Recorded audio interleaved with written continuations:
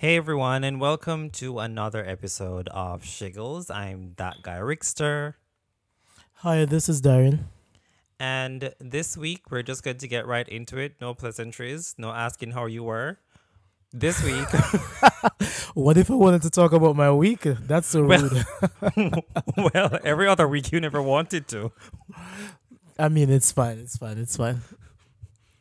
Okay, so jumping right into it. This week we're going to talk about body dysmorphia or self confidence, both, if anything. What are your thoughts, sir? Thoughts and prayers. Let me just say this for those who don't know, body dysmorphia is for, when you have problems with how you see yourself visually, meaning that you might be, say, an attractive person or a person who's a nice body, but when you look in the mirror, you don't really see that. You be seeing that, different things, maybe like you're fat or something, or you're not sexy as what people be saying. All of that. Uh, it also it stems from a lot of things. Trauma can also play a role into that as well.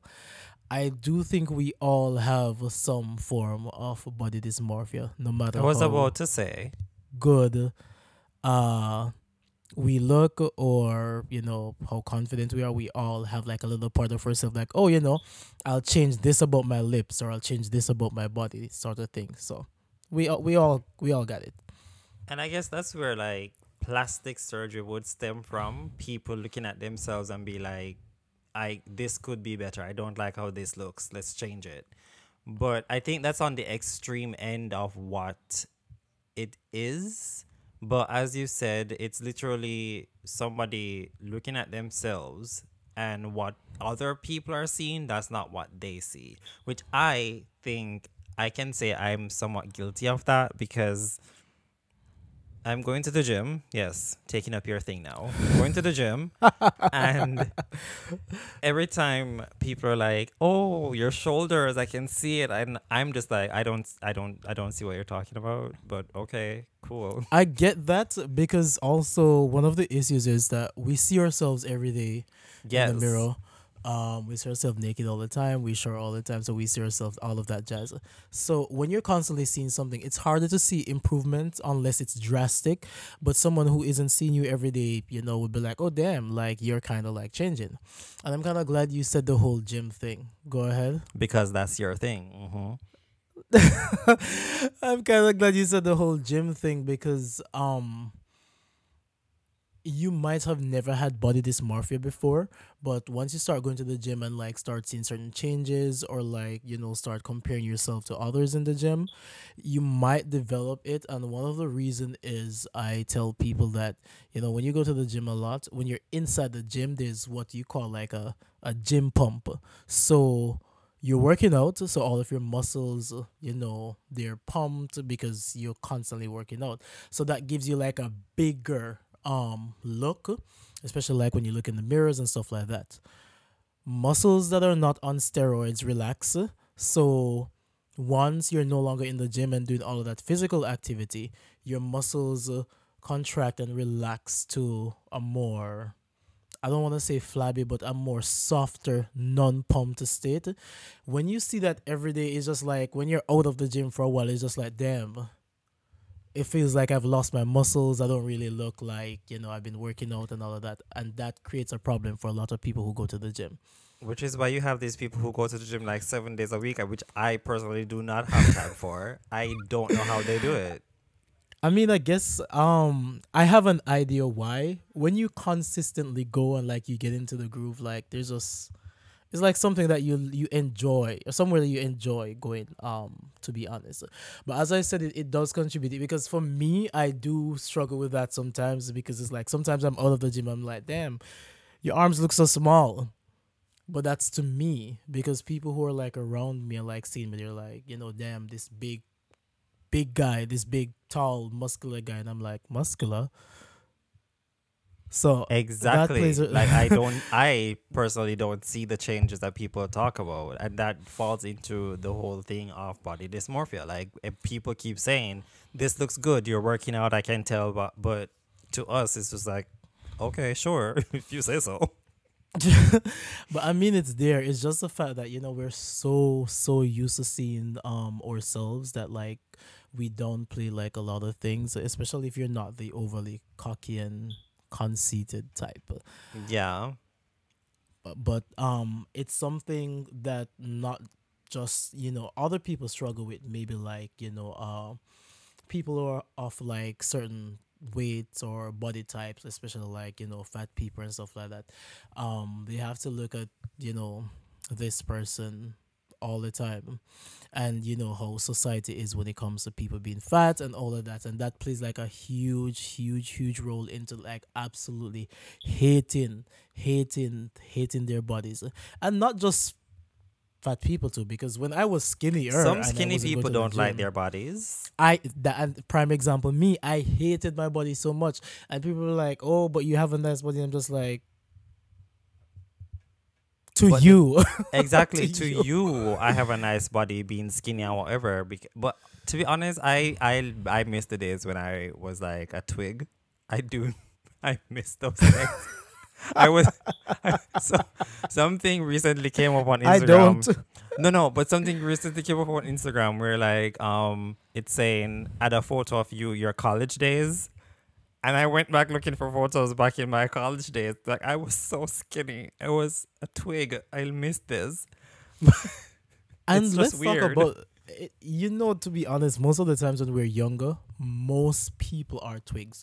Like every time you see people like post pictures from like when they were teenagers or like early 20s, like most of us we're kind of on the skinny, but at that particular time, because it's normal for your age group, it just looked pretty normal to you. But when you go back and you look back at those old pictures, you're like, damn, they kind of hungry still.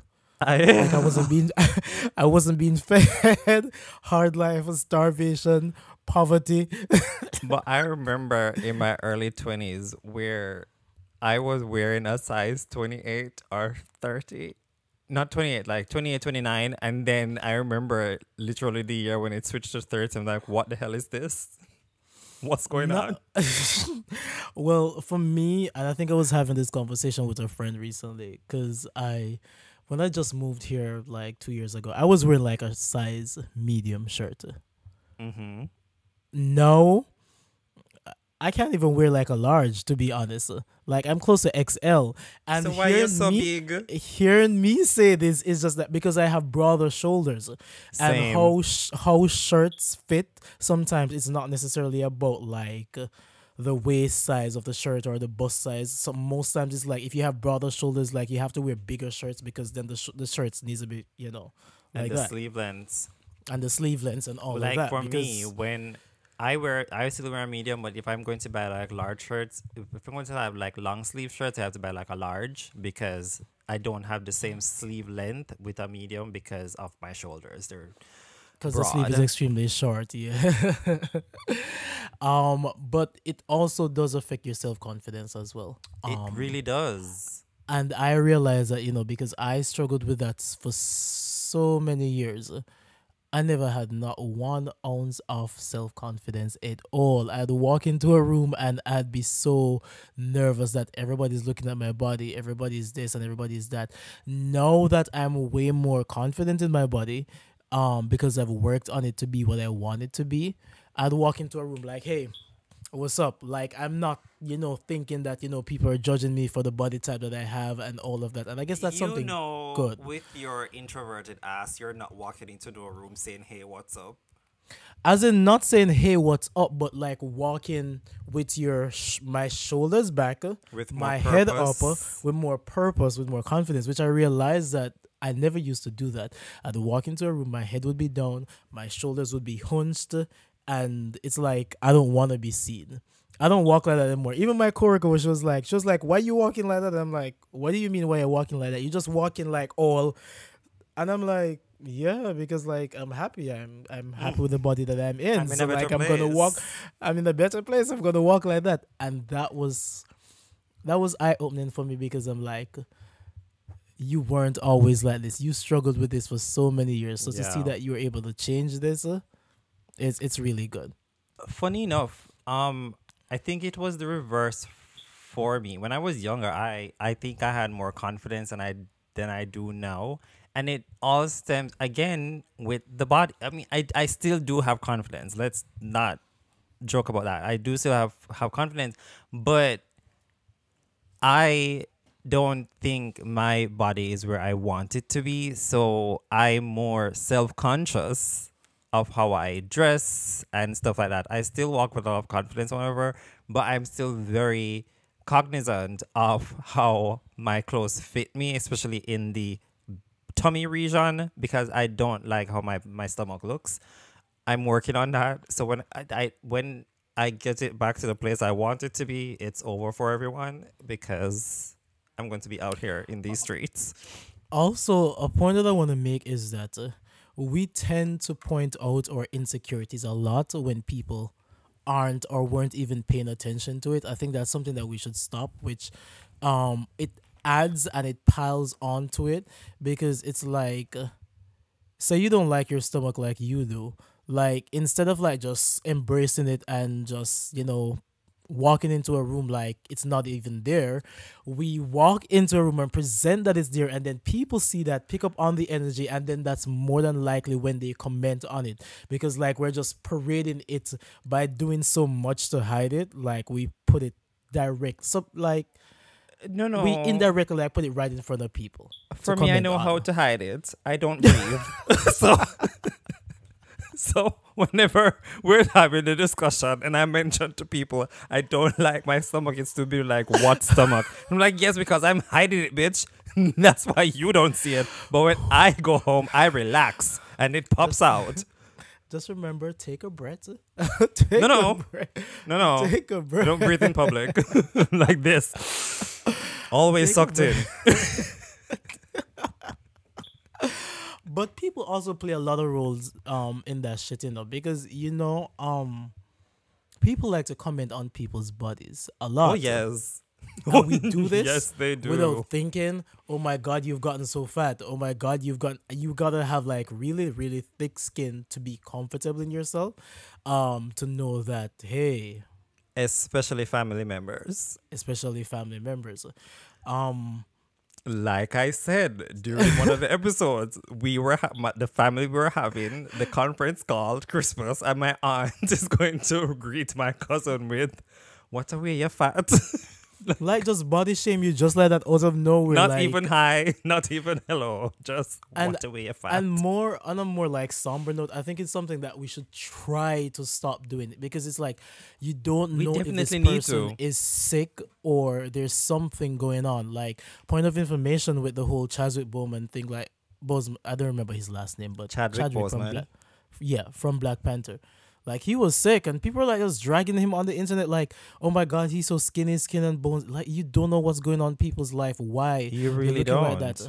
I've realized even with women, like, they gain weight because of these stupid birth Hormones. controls and hormones and all these things. You really do not know. Like, But please try to refrain from commenting or asking until this person comes to you and directly like open a dialogue to say, hey, this is what is going on. Because when But you go and say some random shit, no, it makes it just so ever obvious that, oh yes, I'm losing weight or I'm gaining weight or this, my tits are like this, my lips are like this, and it's just like you just even make it worse for this person. but people did the same thing with Ariana Grande when some photo of her surface. No, I think it was a selfie, and she looked very pale, very skinny, or whatever. And people were just commenting on it, and she's like, "Are you guys forgetting Chadwick? What just happened with him? Why are you doing this? Like, you need to stop." But in the same breath, I don't think, like, people also think that them coming to you and being like, "Oh, you look great. You look so good." Like, they think that's a compliment, but I looked good when I was bigger. When I was 200 pounds, I still look good. Another time 180, I still look good. So what do you mean that I look great now? You know? Like, some people think it's like Always a some compliment to say that, some but backhanded comments. it's not really a compliment. Exactly, it's a backhanded thing. But I've learned that most of the times people be doing that, they be projecting their own insecurities. You once you realize that people are really just projecting their insecurities, like everything becomes easier because you're like, okay. But because I'm petty, if you point something out about me, I'm just gonna turn it around and be like, oh, Flip so you it got back a on problem you. with, oh, you got a problem with your body because I love this body. So what is your problem? The whole thing of you look good for your size, or you look good for your age. No, That's not a it's like when compliment. it's like, okay, what do you want me to do from there? It's like when it was summer and like it was hot as hell. So sometimes I used to like wear like shorts to work and then change after. Um, my coworker kept commenting on my legs, and I'm like, I love my legs. You have a problem with your legs because every time you see me coming in a shorts, like the first time is chance, but every single time you see me coming in a shorts, is like you're showing up your legs though. Like, And is it because you can't show yours? they're I don't know where mine. I don't know where we're going with this. Am I supposed to feel some sort of way? And if you allow those little things, like it will break your self confidence, all of that, and it will make you start like getting self conscious and all of these things. You just have to Yeah. understand that people are just projecting their issues with you. Speaking of legs, it took me a while to wear shorts because I didn't like wearing shorts out in public. But now you cannot get me out of shorts because for some reason I didn't like my legs. I'm not sure why I didn't like my legs because I have very long legs. But and they're very hairy. I think that's what I didn't want to show off. My legs are very hairy, but I started wearing shorts out, and I'm like, oh, this looks nice. I've just been doing it since because now I love how my legs look in shorts. Honestly, I've come a far way with the whole body dysmorphia and self confidence thing, especially coming from high school like into now. There was just so many things that I struggled with, so many things that I didn't like. Because people would say this, people would say that, people would do this, but it's like now that I'm older, I've actively like made the effort to work on myself, to change certain things, to change the way I see myself. You see, now the way now I see myself in a very positive way and a very, you look good. There's nothing that you can say to me that would make me, waver or say, all right, maybe this is there's nothing at all. I'm kind of proud of myself for that too. And you gotta, And take the you time to should put in be the because work that takes work to get and to that appreciate, point. exactly, and appreciate like the body that you're in. So I know people struggle with this, but if you genuinely like stop, take the time, like, put in the work, like to appreciate you for you. And if it's something that you can change by maybe like being more physically uh active, or something like that, whatever you can do, like do it, but don't let anybody tell you or try to, we're humans, we come in all shape and sizes. Exactly. And the other thing is going back to people just commenting on someone's appearance, and you not knowing what that person is going through. You don't know if the reason this person is that skinny, or this person is that fat. It's like a health thing. Not everyone was born to just be skinny, a twig out here. Some people, literally, no matter what they do, they just cannot lose weight because it's just a health thing for them. In the Or same breath, genetics. genetics, or in the same breath, some people are extremely skinny and they, no matter what they do, they cannot put on weight. At the end of the day, I think we all have our own struggles that we're dealing with, but some people, they just like to project their insecurities that they have about themselves on other people, which is why they try to make other people feel bad about how they look, which at the end of the day, just live your life and do you. Who cares what anybody else looks like? Exactly, like who cares? The moment I started asking myself like, who gonna check me if I present Okay, myself this Sheree. way? It's just who gonna check me, boo? That's when I said like, I started asking myself questions, like when I started questioning like how I dress, how I present myself physically, how I show up, and like I just started asking myself like, okay, who gonna check me? And realize that none of these people's opinions or shit like that matters. Like it changed my entire game. Like, okay, like what now? There was something I would also always say when I was younger, and even now I always say the only person's opinion that That matters to me matters. is my mother. If I don't care what anyone else has to say Well, to be about honest, me. the only opinion that matters on myself is me. But I get No, I I get get where you, you're going. well, of course, me, but still, like people on the outside who is not me, the only person I care what she has to say about it is her, no one else, because I know what I am and what I give. So, who cares? The last thing I want to say on this is I've also noticed that people can definitely be cocky and conceited. Don't get me wrong at all. Do not get me wrong. But I think sometimes we have to start like stepping back outside of our own bodies whenever we see people act like confident or conceited and really ask ourselves like, was this person always like this? Did this person work on themselves to bring, that level of self confidence or shit like that? Because now I act the way that I do. People tell me that I'm full of myself, I'm cocky, I'm conceited, and like I know my journey, and I'm like, you never knew me when I struggled with this. So no, I'm gonna act like this because I do actually celebrate myself right now. I'm not gonna be mean to people because of the way I look or how I want to portray myself right now. But I'm going to celebrate myself. I'm going to be as confident as I can be. I'm gonna take up space. I'm going to, celebrate the way I physically look, not stepping on anybody else, but just to for myself. So because the way I act like this now, whenever I see people be with that level of confidence, I always ask myself, we don't know if this is a defense mechanism, or we don't know if this person I was about to say, grow into this. maybe sometimes they're just like, that's just their way of presenting to the world as like putting up a shield or a wall, and that's just their way of protecting themselves. Or, as you said, they grew into it like you did. Yep. So we now have to start. I think we now have to start looking at how those people treat people. If it is that they treat people less than because of how they look and all of that, then you can say all right. But if it is that this person is just like maybe self-absorbed with herself or whatever, like we really don't know. There's just a lot of questions or things that we gotta put into thought whenever people come across like this. That's true. But moving on. You're like, I can't wait for this bitch to shut up. No. But you said that was the last thing, and I had nothing else to say. So, moving on. Yeah, I'm playing with you. All right. So, moving on to the This Week segment, we're continuing Traitors. This episode, again, was just so good. It was Oh my good, but God. it felt like how you feel sad when you know something is about to You happen. know, or- we knew it was going to Yeah, happen. we There knew was it was going no to way happen, around it. and it's just like And it I was a really think- good game, and thank you so much for the great television.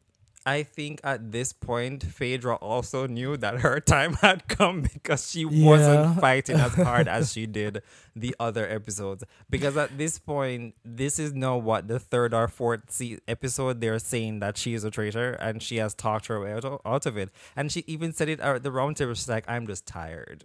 I'm tired. So I'm like, all right, she knew. And I get that, and you can also see how her situation is what should I say? Her situation is different from the other traitors.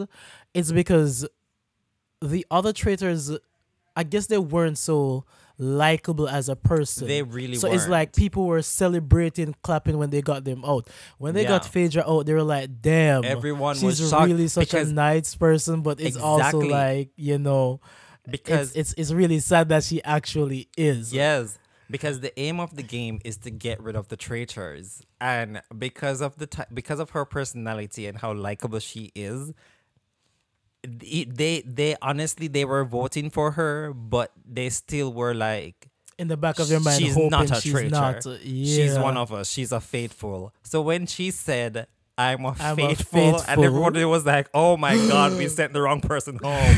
And then she said traitor, and their faces cracked, and I love that. Listen, I knew production was like roll them cameras, because they're Oh, like, this is good TV. Phaedra just Also, knows how to make TV. She but you knows how can to do it. see, you could also see the admiration on all of their faces Yes, of the game that she played. It's like they're like, damn, I gotta even at least respect you and give you props for the game that you she played played. a really good game. She went very far as a because isn't it this like they have one more episode left before the Yeah. finale. Has a traitor ever made it that No, far before? actually the next one is the finale. I don't watch the first season all the No way through, so I'm man, not I sure. don't think the next episode No, is because next they said it is, but they're still gonna try to get or out they the have traitor for to the figure last out the one traitor before they get to at the the end final of the challenge. Okay, yeah. okay. Well, I think they might find out who because Sandra is already like a bloodhound. She's already picking out that Kate is the next one. So It who will be knows? interesting, per se, but great TV. Really, It was, really, you really know, who great TV. I was really so I wanted to see her reaction, Sheree. I wanted to see Sheree's reaction when Phaedra announced that she was a traitor because you know she was like that they were thick as thieves throughout the whole competition. And Sheree was like, "I know you're not a traitor." And she even asked her. She asked her Are to you her a traitor? face, "Phaedra, are you a traitor?" And I thought, honestly, I thought in that moment, I thought Phaedra was going to like take her to the side and be like, okay, Sheree girl, I am a traitor. But if you don't say anything, I'm going to make sure that you go to the end with me. You're the person I'm going to take to the finale. I don't think production would allow that. No, but it's a game. Production doesn't know what's going on. They basically made the rules at that point. So who knows? If she did that, that would have made like very good TV as well because that probably would have been the first in Traitor's history that somebody did that. I guess, but I think, as I said like before, what she would have made it to the end if it wasn't for Dan, and putting Yeah. Dan aside, once they, because they had a pattern going on with the faithfuls that they were getting rid of. They kept getting rid of the people. It's almost like the head of the snake. It's like every time someone rise up and start asking questions or pointing in the right direction, they would chop that person's head. They kept Yes. Peter and Tricelle for too long. Those two were like the heads of that little clique that was going on, and it's like they kept on allowing them to go week after week after week, because in the first couple episodes when they got rid of, the moment Larsa called Dan to be a traitor, chopped. The moment they called Max called Dan also to be a traitor, chopped. So it's like they kept confusing the faithfuls, but when they allowed Peter to sit and like make that clique, things kind of started like going downhill, because they kept Yeah. on adding more and more evidence as weeks go by. They should have chopped Peter from the moment Peter started putting things together. They should have chopped Peter because he was a ringleader for the faithfuls. Which is why I was saying if Phaedra was well, she did play a very good game, but I think the whole elimination thing was where she kind of slipped up. Even Parvati and Dan, like they all slipped up the same way that she did. I honestly feel like what she should have done the previous episode, not don't get rid of Trishelle or John, right? Get rid of somebody else that nobody would have suspected. And then everybody would be like, what was the reason? Why would they get rid of that person? They're not a part of any group. Because now you're going to have Trishelle and John still in their little clique. And then remember, everybody thought that Peter was one of the traitors the last time. Now Trishelle is jumping at me. We got rid of somebody who is also on our team. You two are still left there. Now everybody's confused because what the hell? Because this, if you realize, everybody kept saying it's Trishelle or John, it's Trishelle or John. Because And the they reason kept they going kept for the saying same that is group, because yeah. they're going for Phaedra. So maybe she should have just gotten rid of somebody else outside of those two, and then I think that would have caused confusion, and she probably would have survived this episode. It would be interesting to see how this episode plays out, It per se, will. as in the last episode. But great show. I It's think, rare these days when you have like a TV show, any format at all, that keeps your attention Yeah. every week. and every week This you want to come back. like the format, the setup, the right, everything is like good, and like that's rare these days because most of these series they're just a little bit Okay, I blah. don't know what it is. Yeah. And a lot of them are all very cookie cutter. It's just the same thing, just different It's the people. same trope, same thing. Nothing Yeah. different. But last thing I'll say before we end the episode, I think they might figure out that it's Kate because, to be honest, Kate from the beginning when With she that just whole came out. selfish thing too. Not this whole selfish. Not yes, that was like a weird comment for her to make, but not just that. Kate, she came in and was like, "Oh, I wish I want to be a traitor. I want to be a traitor." Not she is a traitor, but then she's so nervous, so fidgety. Why, girl? This is what you said you wanted. Now you have it. Like, man up, do something.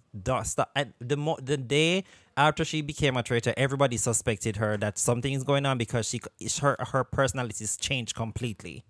Why? And You're that just the you're way she drawing just suspicion to yourself. the way she just jumped on Phaedra and like she just turned on Phaedra is just like Exactly. that's suspicious. Like, what do you mean she's selfish? Like, It's are you saying she's suspicious. selfish because she's just choosing to vote and not like it was just crazy. Yeah, it was because you have been on Phaedra's side ever since Dan. Every single time. So why all not of a just sudden? because remember with the whole Dan thing, she had just come into the house. She didn't know anybody that was there, and she was like, "You're ridiculous." The moment he started talking, so you've been on Phaedra's side since you came into the house as a newbie before, with everybody already there making connections, and now all of a sudden at this point you just switched up on her like that. That's weird. That's gonna make me look at you weird, which is what Sandra is doing right now. But let's see how it plays out in the next week, the final That's week. I true. think. So, with all that said, I guess this is the end of this episode. Would you agree? Not you guess. But like we said last week, guys, we are hoping to start another segment where we would answer letters. If you want anything anything you want us to talk about, any questions you have you want us to answer, you just like to hear our thoughts on it, you could send those questions to our email, which is shigglespodcast23@gmail.com. So just send your letters there and we'll read them on the show. And with that, I have been that guy Rickster, This is Darren. and this has been another episode of Shiggles, and we will catch you guys in the next one.